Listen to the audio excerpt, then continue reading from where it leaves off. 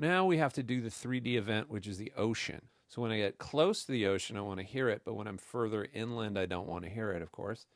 So I'm going to right click in my events browser, go to event defaults, go to 3D timeline. I'm going to retitle it right away, and I'm going to call this Ambainces C, maybe. Ambainces Ocean. And then immediately, I'm going to do all my housekeeping here. So I'm going to right click it, assign to bank, browse, master, boom. And I'm going to drag it into my Ambainces folder. I have my new track. I'm going to immediately relabel it. I'm going to call this Ocean. And then I'm going to go to my Ambainces folder in my audio bin. And I have C. Drag it in. I want to zoom out a bit.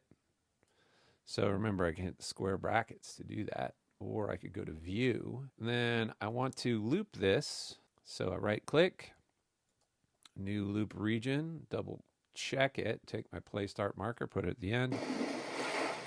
Wow. That is loud. So I'm going to turn that way down. So that's the easy part. And then I'm going to right click this, make a new audio track. And I'm going to put the howling wind in here. I'm going to do a scatter or event, and then in the playlist down below, I'm going to do an embedded instrument again. So we'll call this wind howl. Hit return. Right click this, scatter instrument. I'm going to make this be as long as the other one. And then down below in the actual instrument information here, I'm going to right click inside the playlist and create an event instrument. Then it creates my nested instrument just like before. I'm going to double click that. Takes me to the embedded page, which I could see up at the top, or change the track name. Call this Howling Wind 2.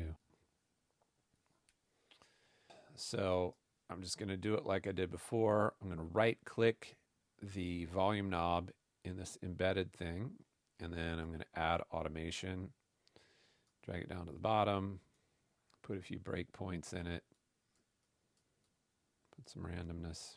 In the events browser, I'm going to go to the main Ambainces Ocean, and then I'm going to play with this a little bit. Remember, polyphony, that's how many times this event is going to occur. I don't want to have 16 different howling winds playing at once. That's polyphony, so I'm going to make that be 4.